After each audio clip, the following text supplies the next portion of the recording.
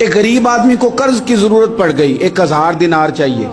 میں کہہ چکا ہوں کہ درہم چاندی کا ہوتا تھا، دینار سونے کا، اب 1000 دینار لینا ہے۔ تو جس بندے سے اس نے کہا، اگرچہ وہ نیک بندہ تھا، اس نے کہا یار 1000 دینار دے دو، تو کہنے لگا کوئی گواہ ہے تیرے پاس؟ وہ کہنے لگا غریبوں کا گواہ کون ہوتا ہے؟ ہاں ایک گواہ ہے۔ کہا کون؟ کہا میرا رب، وہ تیرے اور میرے بیچ گواہ ہے۔ اس نے کہا کوئی کفیل، اگر تو پیسے نہ دے سکے تو وہ بعد میں دے دے، یا تجھے کچھ ہو جائے تو وہ دے دے۔ اس نے کہا کفیل بھی میرا اللہ ہی ہے، میرے پاس اگر ہے تو رب کریم کا نام ہے، اگر اعتماد کر سکتا ہے تو کر لے۔ بندہ نیک تھا، اس نے کہا رب کے نام پہ، رب کی کفالت پہ، اللہ کو گواہ بنا کے میں تیار ہوں تجھے 1000 دینے کو۔ اس نے 1000 دینار دے دیا، وقت واپسی کا طے ہو گیا۔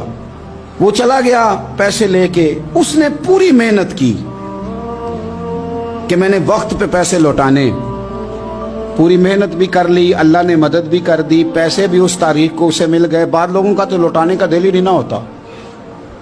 فرمایا حدیث پاک میں کہ تو لوٹانے کا ارادہ کر، رب تیری مدد بھی فرمائے گا۔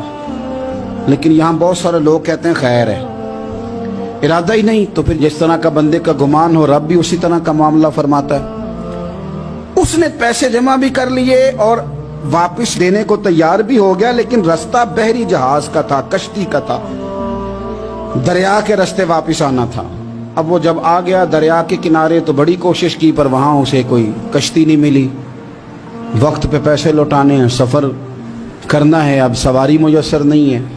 سوچ سوچ کے پریشان تھا کہ میں نے تو اللہ کے نام پہ لیے۔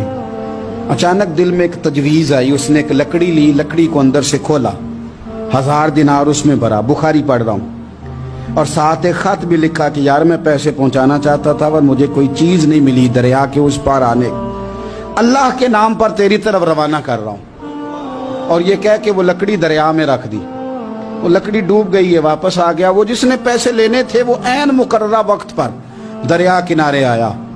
صبح سے سرے شام تک اس نے انتظار کیا، دل ڈھلنے لگا تو دل میں خیال آ گیا کہ یار نہیں، اس نے دینا ہی نہیں، جھوٹا وعدہ کر گیا، پہنچا ہی نہیں وقت پہ۔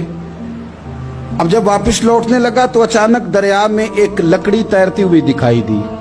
کہنے لگا لے جاتا ہوں، شام کو روٹیاں پکانے کے کام آئے گی، ایندھن بنا کے جلا لوں گا، ہنڈیا پک جائے گی۔ لکڑی اٹھا کے جلانے کے لیے گھر لایا، گمان تھا کہ وہ نہیں آیا وعدہ کر کے، اللہ کو کفیل اور وکیل بنا کے اور گواہ بنا کے پھر بھی نہیں آیا۔ لکڑی لے کے گھر گیا، بخاری ہے، اور جب اس کو چیرا نہ کہ میں اس کی آگ جلاؤں گا، کھولا تو اندر سے 1000 دینار بھی نکل آیا، خط بھی نکل آیا۔ اب ذرا سمجھنا، اس کے دل میں بات کس نے ڈالی کہ تو لکڑی میں پیسے ڈال دے؟ اللہ نے۔ اس بندے کو مقررہ وقت پہ کنارے بھیجا کس نے؟ لکڑی صرف اسی کے ہاتھ آئی تو یہ بندوبست کیا کس نے؟ اللہ نے۔ گھر جا کے چیری تو پیسے بحفاظت اس تک پہنچائے کس نے؟